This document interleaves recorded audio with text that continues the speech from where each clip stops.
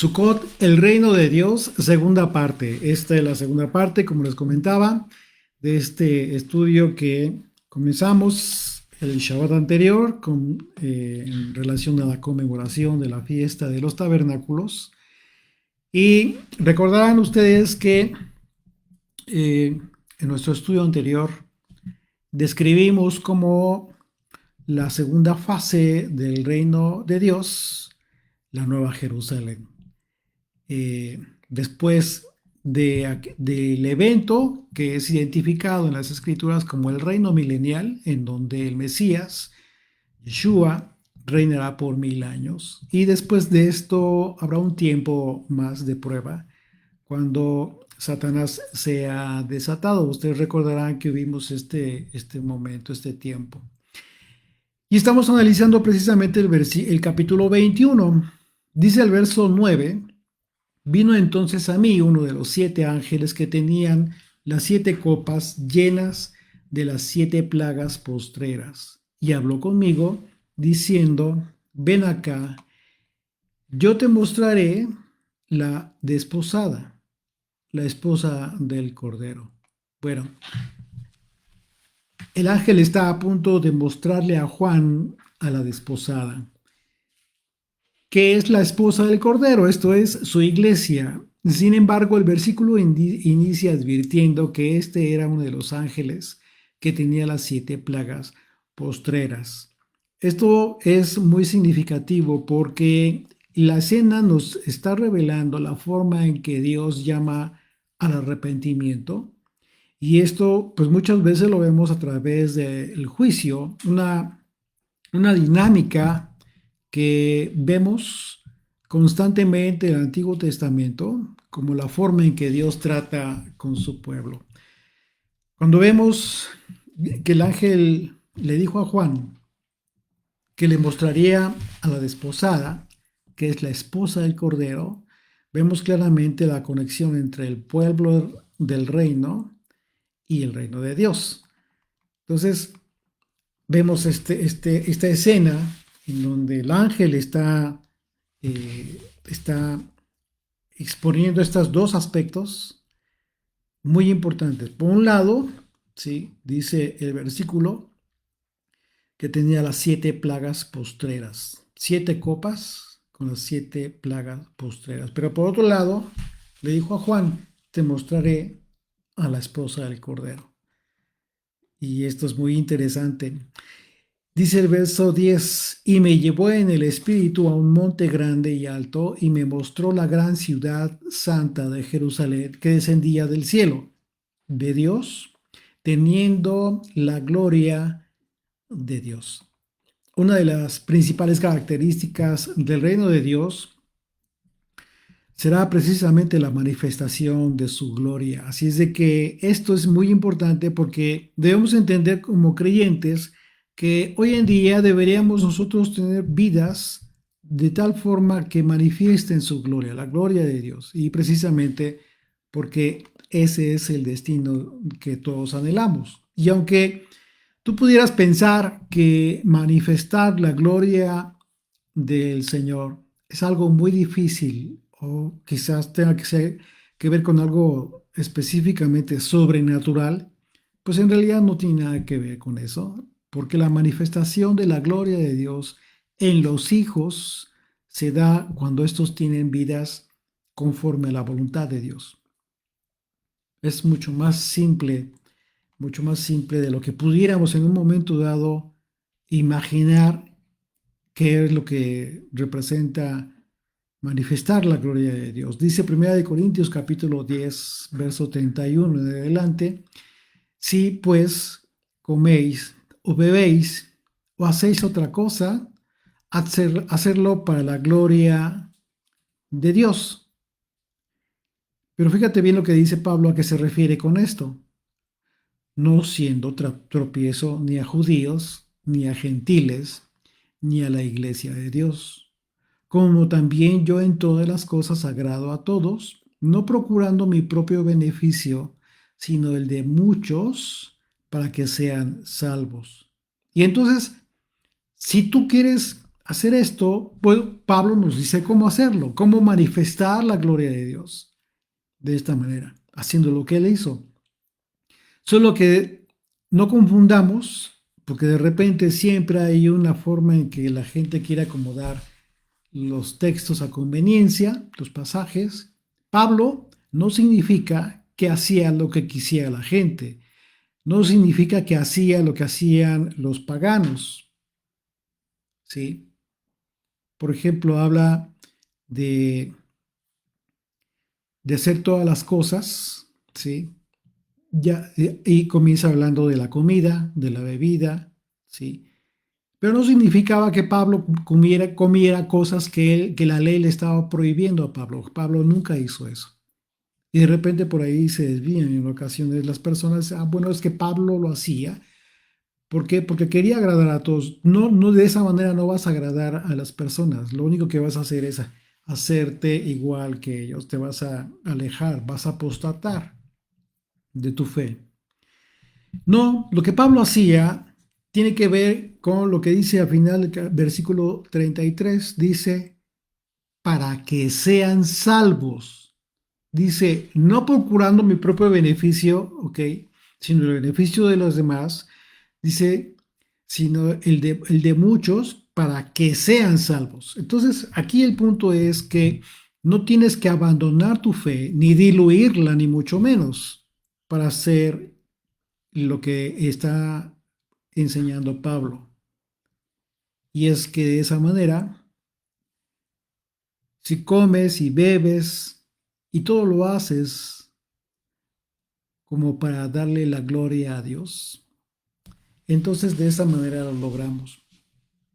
Una vez más, no es algo tan difícil. Y esto es lo que en un momento nosotros deberíamos de comenzar a tener muy en claro, si es que efectivamente aspiramos a ese reino.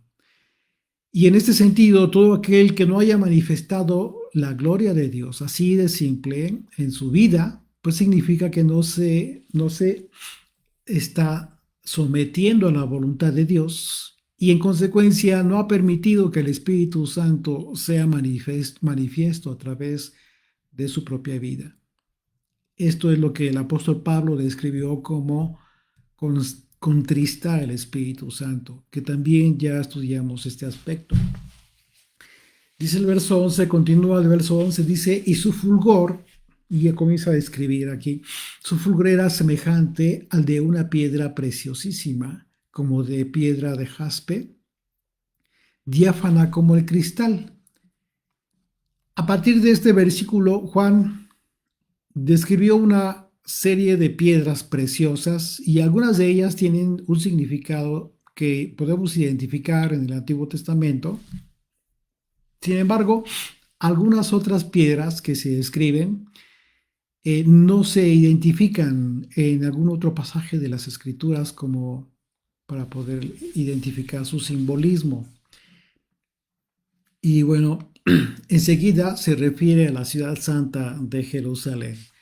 Dice el verso 12, tenía un muro grande y alto, con 12 puertas, y en las 12 puertas 12 ángeles y nombres inscritos, que son los de las 12 tribus de los hijos de Israel. Siempre que en las escrituras aparece el número 12, nosotros tenemos primeramente que identificar la conexión con lo que representa y como en este caso, literalmente el pasaje refiere a estas 12 puertas y los 12 ángeles con la inscripción, cada uno de ellos, con las 12 tribus de los hijos de Israel. Y notemos que el pasaje pues es muy específico al describir a la descendencia de los hijos de Jacob. Por eso dice los hijos de Israel. Aquí se le cambió el nombre, a Jacob se le cambió el nombre por el de Israel. Y esto es muy importante porque las 12 tribus de los hijos de Israel tienen estrecha relación con los 12 apóstoles de Yeshua. Si tú sumas los 12 hijos las 12 tribus de Israel, los 12, estamos y hablando de hombres, de personas, los 12 hijos de Israel y los 12 apóstoles, tenemos a 24. Sí, lo que, y esto te va a conectar con los 24 ancianos que se postraron delante del trono en la visión de Juan. Una de las cosas que va a buscar siempre el anticristo es la destrucción de Israel. Y va a ocupar muchas cosas, muchos engaños, muchas confusiones, muchas artimañas. Pero su objetivo más primordial siempre ha sido y será el pueblo identificado, el pueblo de Israel identificado hoy en día como el remanente de las 12 tribus de Israel, que es el pueblo judío precisamente. Y en este contexto, desde hace mucho se ha difundido una doctrina que busca eliminar este conocimiento, el conocimiento de la verdad acerca del pueblo judío, porque la condición espiritual de Israel, del pueblo judío hoy en día, está vinculado directamente con los planes de Dios, hablando precisamente de la culminación de todos estos eventos que se van a desarrollar en los últimos días. Esto es muy importante, de suma importancia, porque mientras el pueblo judío no se ponga a cuentas con Dios, ¿sí? Estamos hablando de reconocer al Hijo de Dios, al Mesías, que fue enviado por el Padre. El reino, entonces, mientras no suceda esto, el reino no puede ser establecido. Y claro, esto se cumplirá conforme a las profecías. Y esto hay que entenderlo muy claro para no divagar en fantasías de las personas que de repente están pensando que por mucho que hagan, de repente quieren ir a evangelizar a los judíos o quieren hacer, se han hecho muchas campañas y se entiende la buena intención, pero la buena intención no refleja ni transmite el conocimiento real de la palabra de Dios. Esto tiene que darse conforme a las profecías que ya están establecidas, que fueron anunciadas desde hace mucho tiempo. Muchos cristianos han llegado a considerar que en el sentido de que ellos son los que van a generar ese cambio en el pueblo judío. Claro que no va a ser así. Jamás va a suceder así. Así es de que Satanás siempre intentará en cada generación destruir al pueblo judío. Y esto lo hemos visto a través de muchos siglos, ¿sí? Y podemos ver cómo se ha incrementado el antisemitismo en los últimos tiempos en todo el mundo. Cada vez se ha recrudecido más. Así es de que es importante que pongamos atención a las escrituras, a las profecías, a los eventos históricos, a los acontecimientos que están ocurriendo en todo el mundo, para que nos mantengamos velando precisamente en ese sentido y no de repente desconectarnos de las escrituras y de repente comenzar a, a tener ideas que en ocasiones digo, y en el peor de los casos, porque lo hemos visto, lamentablemente, muchas veces personas comienzan a confundir el hecho de que tengamos que apoyar, que orar por el pueblo judío, a de repente querer compartir lo que ellos creen. Y sin darse cuenta, la gente comienza a cometer errores que pues ya los colocan en una infidelidad de la fe respecto al Mesías. Entonces, no hay que confundir las cosas, sí, eh, para no caer en el error que muchos están cayendo. Dice el verso 13, continuamos ahí en Apocalipsis 21, verso 13. Al oriente, tres puertas, y sigue describiendo la Nueva Jerusalén, el apóstol Juan. Al oriente, tres puertas, al norte, tres puertas, al sur, tres puertas, al occidente, tres puertas. Entonces, estos elementos, confirmamos el número 12, siempre se encuentra relacionado con el reino de Dios. Si consideramos todos los elementos que se encuentran descritos en este capítulo y que relacionan el número 12 con el reino de Dios en su segunda etapa, que es la Nueva Jerusalén, no podemos dejar de recordar cómo fue que Dios anunció desde el libro de Génesis las buenas, todas las bendiciones, todas las cosas buenas del mundo, pero a través del patriarca Abraham. Génesis 12, verso 1, pero el Señor había dicho a Abraham, vete de tu tierra y tu parentela y de la casa de tu padre a la tierra que te mostraré, y haré de ti una gran nación, y te bendeciré y engrandeceré tu nombre y serás bendición. Dice el verso 3, bendeciré a los que te bendijeren y a los que te maldijeren maldeciré, y serán benditas en ti todas las familias de la tierra. Así es que esto es muy importante. ¿Por qué? Porque Abraham es el primero de los patriarcas, ¿sí? Abraham, Isaac y Jacob. Y en ese sentido, nosotros tenemos que conectar la bendición que el Señor prometió a las naciones de la tierra, a todas las familias de la tierra, pero a través de la bendición que vendría de Abraham. Y muy importante, bendeciré a los que te bendijeren y a los que te maldijeren, maldeciré. Entonces hay que tener muchísimo cuidado acerca de cómo hablamos con relación a la fe que nosotros recibimos de parte de Yeshua y de los apóstoles, y cómo hablamos con relación al pueblo judío que por disposición divina ellos rechazaron a este Mesías que nos fue revelado a nosotros.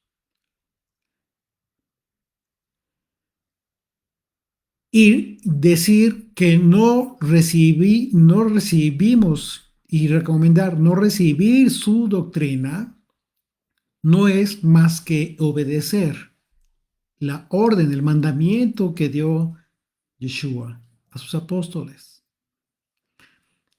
Dice el verso 14, regresamos a Apocalipsis 21, verso 14, y el muro de la ciudad tenía 12 cimientos, y sobre ellos los 12 nombres de los 12 apóstoles del Cordero. Nos estamos dando cuenta cómo es que la propia Escritura en estos pocos versículos está relacionando de forma estrecha los hijos de Jacob, los hijos de las tribus de Israel, con los 12 apóstoles. Y nada más y nada menos con la Nueva Jerusalén. Y habla aquí de los cimientos. Y el muro de la ciudad tenía 12 cimientos.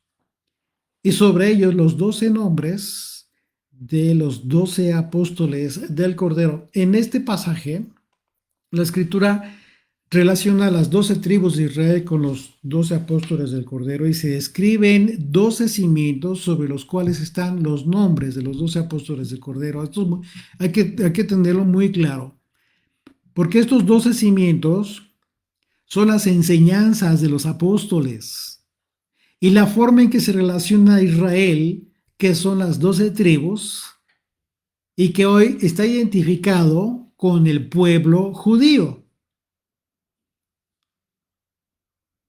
¿Cuál es esta forma? Pues que hasta que el pueblo judío acepte las enseñanzas de los apóstoles de Yeshua, quienes fueron judíos, por supuesto, no habrá seguridad para Israel.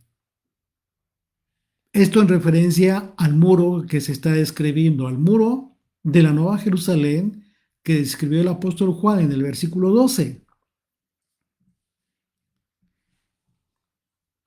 Así es de que la descripción de los 12 apóstoles de Yeshua es muy relevante en virtud de que es una referencia a la doctrina de Yeshua, la que constituye cimientos fuertes. Si tú recibes la doctrina de Yeshua y te mantienes fiel a su enseñanza, tú vas a tener una fe con cimientos fuertes. Y eso es lo que te va a dar seguridad.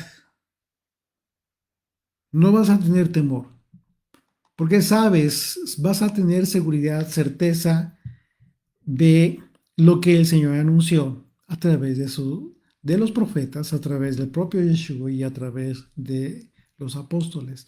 Dice Mateo capítulo 7, verso 24 en adelante. Cualquiera pues que me oye estas palabras y las hace, está hablando de su doctrina, de su enseñanza, está hablando del Mesías, Yeshua, Jesucristo. Cualquiera pues que me oye estas palabras y las hace, le compararé a un hombre prudente que edificó su casa sobre la roca. Verso 25. Descendió lluvia y vinieron ríos y soplaron vientos y golpearon contra aquella casa y no cayó, porque estaba fundada sobre la roca. Pero cualquiera que me oye esas palabras y no las hace, le compararé a un hombre insensato que edificó su casa sobre la arena.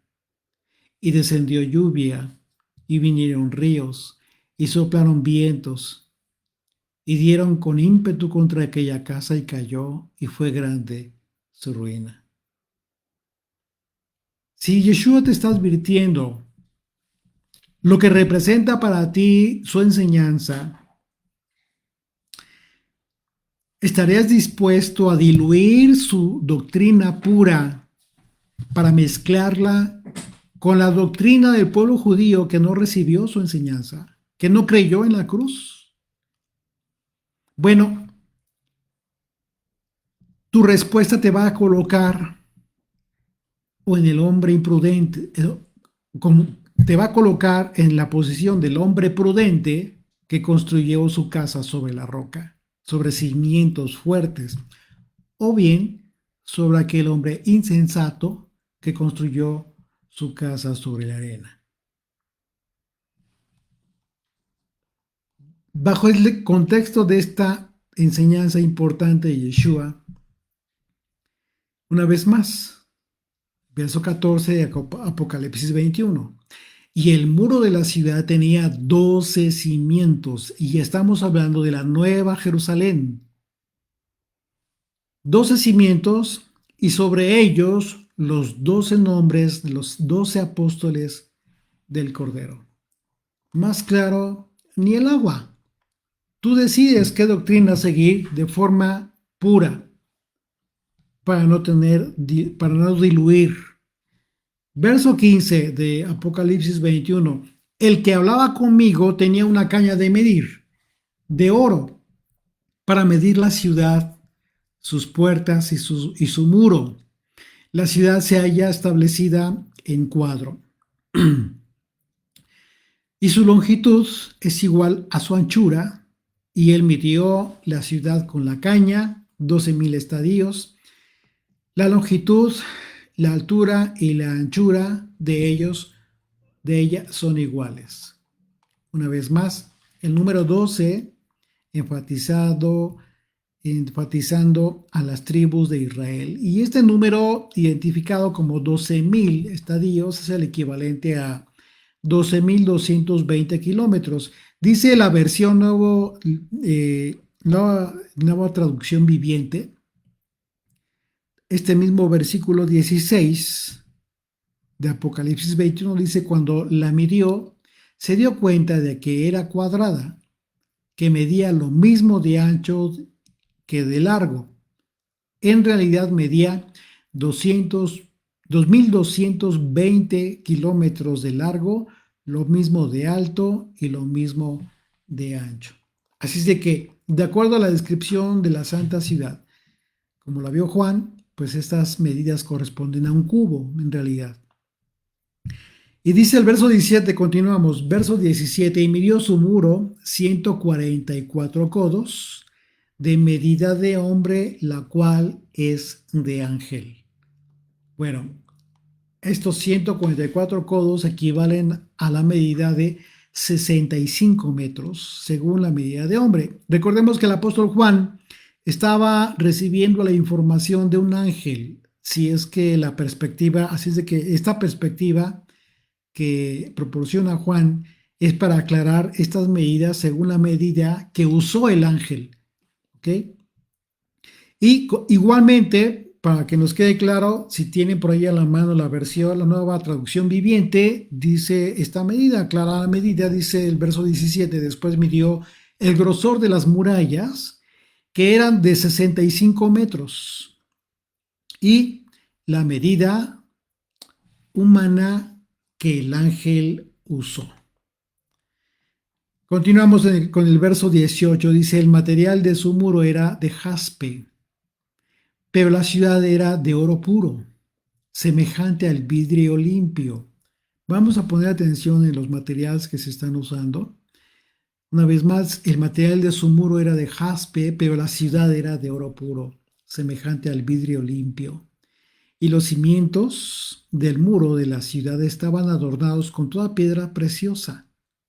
El primer cimiento era jaspe, el segundo zafiro, el tercero ágata, el cuarto esmeralda, el quinto ónice, el sexto cornalina, el séptimo crisólito, el octavo berilo, el noveno topacio, el décimo crisopraso, el undécimo jacinto, el duodécimo amatista. Bueno, como lo decimos anteriormente, lo comentamos, si bien es cierto, no podremos decir con exactitud el significado de cada una de estas piedras que se describen en este pasaje.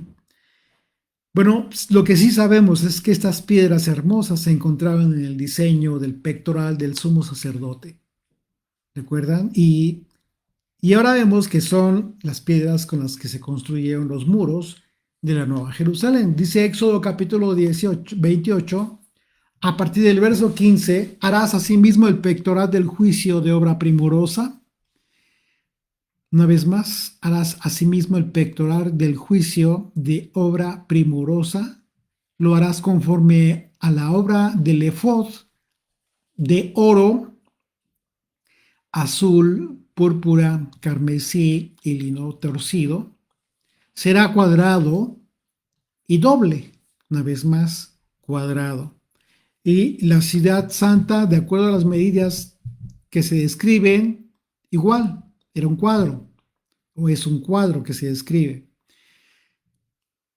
Será cuadrado y doble, de un palmo de largo y un palmo de ancho, y lo llenarás de piedrería en 4 hileras de piedras.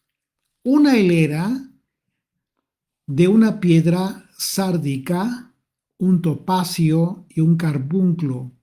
La segunda hilera, una esmeralda, un zafiro y un diamante. La tercera hilera, un jacinto, una ágata y una amatista. La cuarta hilera, un berilo, un ónice y un jaspe. Todas estarán montadas en engastes de oro. ¿Te das cuenta? Y la descripción de la ciudad de oro puro, dice, limpio, como de vidrio, y de enseguida se describen todas estas piedras. Estamos viendo cómo se relaciona incluso que era un cuadro, eran estas piedras, las piedras relacionadas tienen que ser 12, están relacionadas con las 12 tribus de Israel, se relacionan a los 12 apóstoles.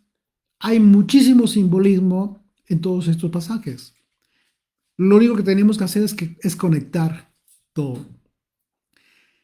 Así que si relacionamos lo que representa el pectoral del sumo sacerdote que llevaba en su pecho representadas a las 12 tribus de Israel, con lo que se describe en el capítulo 5 de Apocalipsis, entonces la descripción de estos muros resulta impresionante. ¿Qué es lo que dice Juan? Lo que escribió Juan en el capítulo 5, quien hablando estamos hablando de esas tribus, de estas piedras que están en la Nueva Jerusalén, de las piedras que están en el pectoral del sumo sacerdote. Y fíjate lo que dice el capítulo 5, verso 9 en adelante de Apocalipsis. Y cantaban un nuevo cántico diciendo: digno eres de tomar el libro y de abrir sus sellos, porque tú fuiste inmolado. Y con tu sangre nos has redimido para Dios de todo linaje y lengua y pueblo y nación. Y nos has hecho para nuestro Dios, ¿qué dice? Reyes y sacerdotes, y reinaremos sobre la tierra. Uno de los aspectos que hemos analizado y hemos confirmado a través de la historia de, de la escritura es que la unción, la unción se realizaba en los reyes y en los sacerdotes. Así es de que, bueno, cada piedra descrita para referir al muro de la Nueva Jerusalén, pues es una referencia a cada una de las 12 tribus de Israel. Hoy en día, este punto es muy controversial. Vamos a poner atención aquí, porque es aquí donde de repente hay mucha enseñanza que se vuelve conflictiva por la teología del reemplazo. Esta teología, esta enseñanza, esta falsa doctrina se ha difundido en el cristianismo, y esta doctrina fomenta precisamente, en algún sentido, la eliminación del pueblo judío, como el remanente de las 12 tribus de Israel. Hoy en día sucede todo esto como un plan del enemigo en contra de los planes de Dios, según las profecías en donde Israel es parte fundamental. Hemos estado estudiando últimamente la segunda carta del apóstol Pablo a los tesalonicenses, en donde hemos analizado con detenimiento cada versículo, lo que Pablo está hablando en esta carta, para infundir tranquilidad, paz a los creyentes de Tesalónica. Y Pablo hace una referencia precisamente a todos estos aspectos que hemos estado analizando, porque Pablo nos remite, por supuesto, a las profecías que anuncian los tiempos del fin. Dos eventos, ¿sí?, distintos. Lo que se describe en las escrituras, en el Nuevo Testamento, como la venida de Yeshua, como la venida del Mesías, y que en algunas versiones se describe como la manifestación del Mesías, que es diferente, no es propiamente que venga a la tierra y se establezca, y otro evento muy distinto que tiene que ver con el regreso del Mesías para el establecimiento de su reino. Quienes nos han estado acompañando han estado entendiendo un poquito mejor todo este tema, pero en toda esta situación, en toda esta doctrina que se ha difundido, les decía yo, esta teología satánica, podríamos decirlo así, porque ese es justo el propósito del maligno, eliminar al pueblo judío. Pero no es posible y ni va a ser posible. ¿Por qué? Porque Dios lo ha conservado y lo preservará, porque es parte fundamental en el plan de Dios, el pueblo judío. Si bien es cierto que los creyentes de las naciones del mundo somos ese otro rebaño de Yeshua, que dijo que tenía que reunir. Recordemos que dijo tengo otro rebaño. ¿Qué significó esto? Que nunca despreció ni desechó al pueblo judío, jamás. Y esto también significa que Pablo confirmó las profecías acerca de la salvación de los gentiles y la restauración de Israel. Pero fíjate cómo lo describe. Vamos a poner atención una vez más. Ya estudiamos la carta a los romanos, pero vamos a entender un poco mejor, quizás ya con todo este panorama, con todo este contexto, esto que escribió Pablo a los romanos en el capítulo 11, a partir del verso 22. Acompáñame en tu Biblia, por favor. Dice, mira pues la bondad y la severidad de Dios. La severidad ciertamente para con los que cayeron, pero la bondad para contigo, si permaneces en esa bondad. Pues de otra manera tú también serás cortado. Y aún ellos, ¿de quién está hablando? Del pueblo judío, de sus hermanos. Pablo está hablando de sus hermanos, del pueblo judío. Dice, y aún ellos, si no permanecieren en incredulidad, serán injertados. Aquí mismo, nada más en la primera mitad del versículo 23, Pablo se está refiriendo al tiempo en que un tercio del pueblo judío al final de los tiempos reconocerán al Mesías. Una vez más, y aún ellos, si no permanecieren en incredulidad, serán injertados, pues poderoso es Dios para volverlos a injertar. Porque si tú fuiste cortado del que por naturaleza es olivo silvestre, nosotros no éramos nada, éramos estos olivos silvestres sin merecer nada, y aún así contra la naturaleza fuiste injertado en el buen olivo. ¿Cuánto más estos, una vez más refiriéndose al pueblo judío, que son las ramas naturales, serán injertados en su propio olivo? Porque no quiero, hermanos, que ignoren este misterio, para que no sean arrogantes en cuanto a vosotros mismos, que ha acontecido a Israel endurecimiento en parte. Aquí está algo fundamental. Tienes que entender que Pablo confirmó que efectivamente el pueblo judío estaba endurecido, estaba en incredulidad. Y esa es la razón por la cual en este ministerio siempre hemos insistido en que tengan cuidado de no seguir la enseñanza, eh, la doctrina del pueblo judío.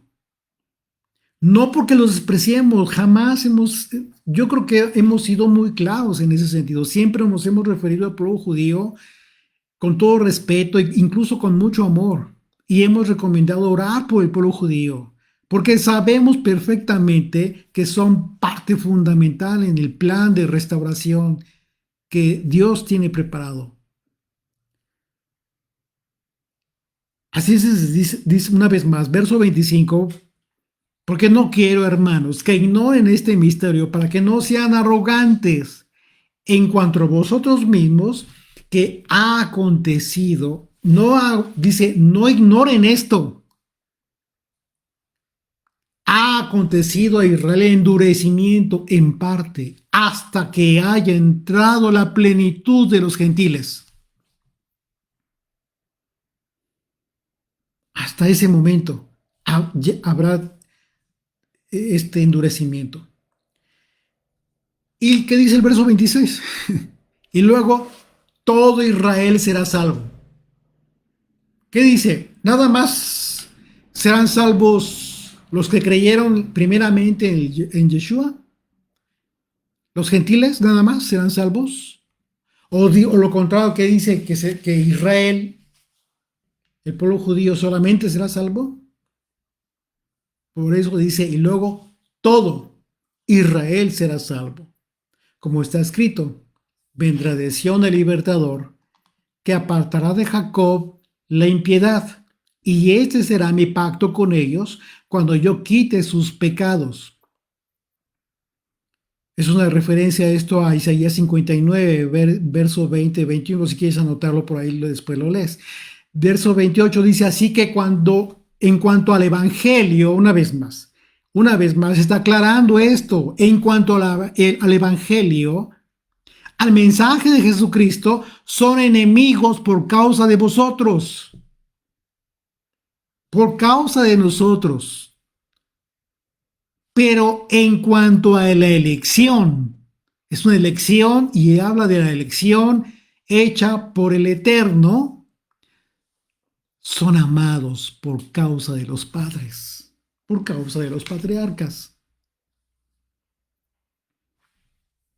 Porque, aquí dice clarito, porque irrevocables son los dones y el llamamiento de Dios. ¿Quién recibió esto? Israel, las tribus de Israel, Jacob, Abraham, Isaac y Jacob, las 12 tribus de Israel. Ellos recibieron los dones y el llamamiento. ¿Y qué dice? Son irrevocables. Dios jamás se apartará de su promesa. Pero ahora habéis alcanzado misericordia por la desobediencia de ellos. Por la incredulidad. ¿Por qué no le recibieron? No creen en el Mesías. Así también estos ahora han sido desobedientes, para que por la misericordia concedida a vosotros ellos también alcancen misericordia. Porque Dios sujetó a todos en desobediencia para tener misericordia de todos.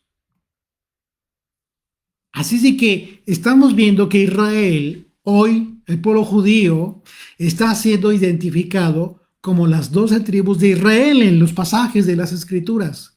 Y al mismo tiempo vemos que se describen los cimientos que representan todas las enseñanzas de los 12 apóstoles. Esto significa que se está confirmando el cumplimiento del ministerio, del servicio de Yeshua, que en algún momento reunirá a ambos pueblos como uno solo, el Israel de Dios. Ahora bien, muchos creyentes reniegan del pueblo judío porque aún no aceptan a Yeshua, al Mesías, Hijo de Dios. Sin embargo, debemos ser muy objetivos acerca de la actitud que nosotros tenemos a fin de no caer en el pecado de antisemitismo por causa de nuestra fe en el Mesías, Yeshua.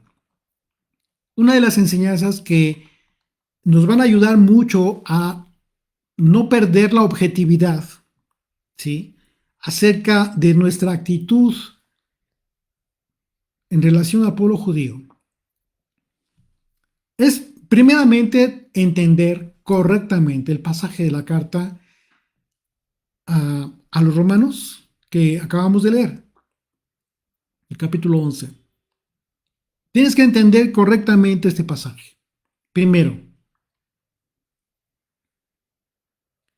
porque Pablo es muy claro acerca del lugar que tenemos, ¿sí?, los que hemos creído en Yeshua, y el lugar que tiene el pueblo judío por causa de nosotros, ¿sí?, que por causa de nosotros fueron ellos sometidos a desobediencia. Bueno, asimismo entonces debemos tener muy presente la advertencia de Yeshua, un mandamiento que él nos dio acerca de no recibir la levadura, ¿sí?, como se lo dijo a los apóstoles, no reciban la levadura de los escribas y los fariseos, que es la doctrina de los escribas y fariseos, porque es prácticamente la misma, el día de hoy, la misma doctrina que el pueblo judío tiene. Porque nuestra fe debe mantenerse firme, sin fluctuar, en fidelidad a Yeshua y a los apóstoles. ¿Ok? Entonces, ¿qué actitud debemos de tener? Primeramente, entender que tienes una fe que seguir, tienes un mandamiento que dio Yeshua. No recibas la levadura. No dice que desprecies al pueblo judío, jamás dijo eso el Señor, no.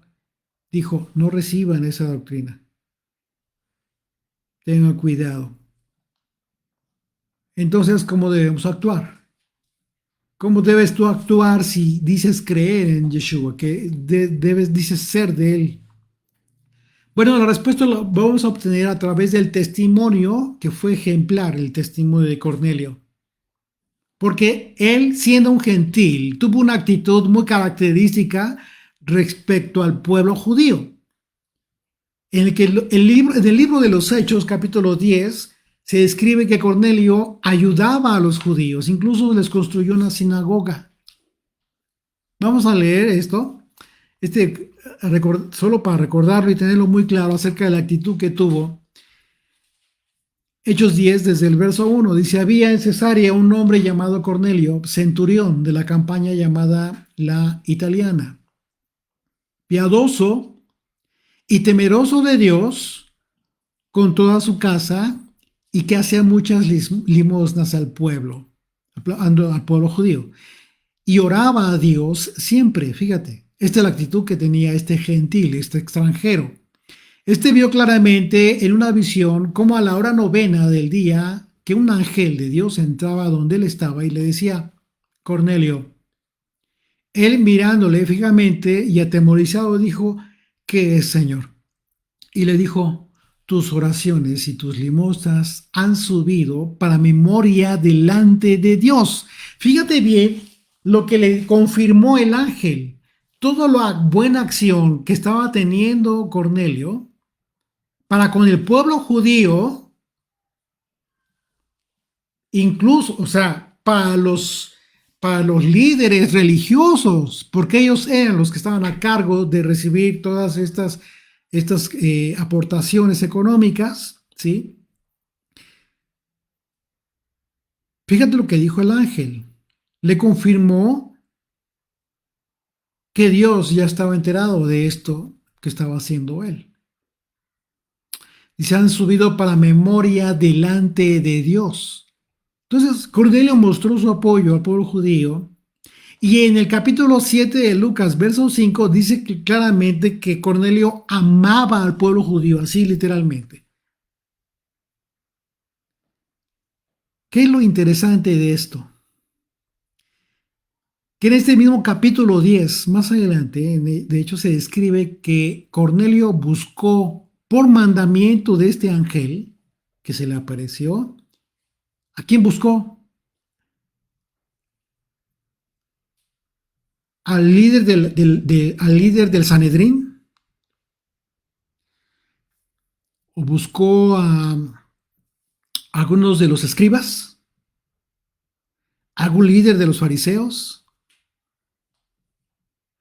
¿A quién le dijo que buscara? A uno de los apóstoles, a Pedro. A Pedro. Aquel a quien Yeshua le dijo que le entregaba las llaves para abrir el reino a los gentiles. Pedro, siendo uno de de los 12 apóstoles, ¿qué iba a hacer? Le iba a compartir el evangelio, la doctrina de los apóstoles a Cornelio, y él creyó. Cornelio no recibió a partir de ese momento la levadura de los escribas y los fariseos, de manera que esto es justo lo que debemos hacer. Apoyar al pueblo judío, sí. Orar por el pueblo judío, sí. Por supuesto que sí. Porque no son nuestros enemigos, simplemente no tenemos la misma fe por el momento. Siempre que podamos brindarles apoyo, pero en cuanto a nuestra fe, en cuanto a tu fe, debes mantenerte fiel a la doctrina de los apóstoles, que es la doctrina de Yeshua.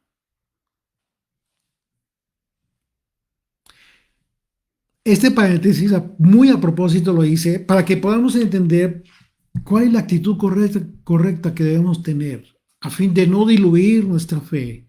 Pero por otro lado, tener muy claro, ser muy conscientes del papel primordial, importantísimo que tiene el pueblo judío en los planes de Dios. Y dice el verso 21 de Apocalipsis 21, las 12 puertas eran 12 perlas. Cada una de las puertas era una perla, y la calle de la ciudad era de oro puro, transparente como vidrio. Y no vi en ella templo, porque el Señor Dios Todopoderoso es el templo de ella y el Cordero. Notemos que dice que no habrá templo en la Nueva Jerusalén. ¿Por qué crees? Pues es obvio, porque uno de los elementos principales del templo, que es pues el altar de los sacrificios, pero ya no habrá muerte, ya no habrá necesidad de realizar sacrificios, porque Yeshua en su sacrificio pagó por los pecados del mundo.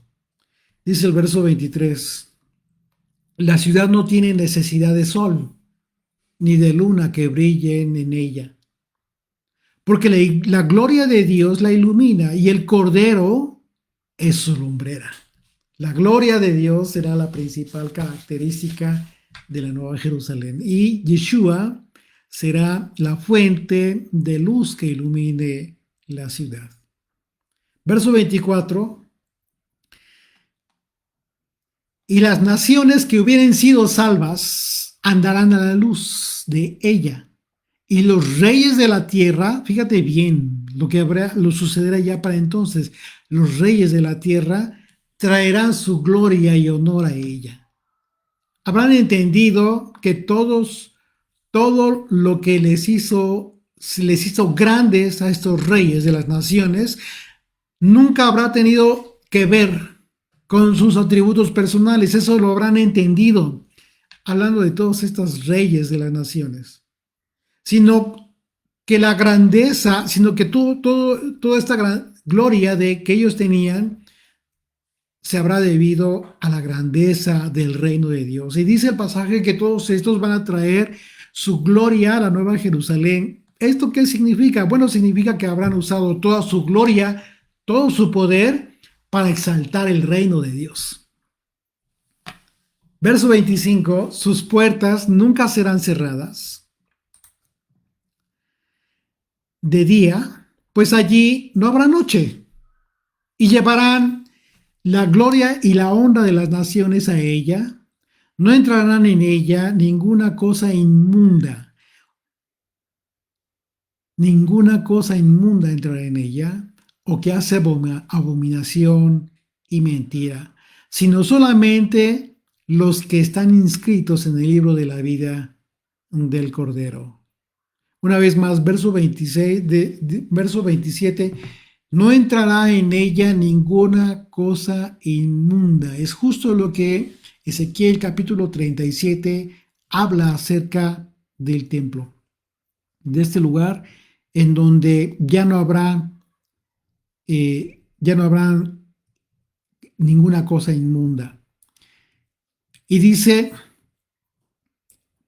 o que haga abominación o mentira, sino solamente los que están inscritos en el libro de la vida del Cordero.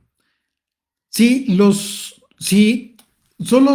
nuestros nombres, si en un momento dado están inscritos en el libro de la vida del Cordero, solo de esta manera podremos entrar en la Nueva Jerusalén. Este debería ser nuestro mayor anhelo. Solo si aceptamos en nuestras vidas la sangre preciosa del Cordero inmolado, para haber recibido su redención. Si tú no lo has hecho, considéralo. Considera que efectivamente muchos hombres y mujeres dieron sus vidas por esta gran esperanza. Entregaron sus vidas en este mundo con la confianza, con la plena seguridad de que nos espera una vida eterna y que nuestro tiempo en este mundo es muy corto, es muy corto. Así de que, debido a la sangre del Cordero, podremos entrar en el reino glorioso de Dios, en donde no habrá más muerte, porque todo será perfecto. Bendito Dios por la oportunidad de haber recibido su gloria y su gloriosa redención. Amén.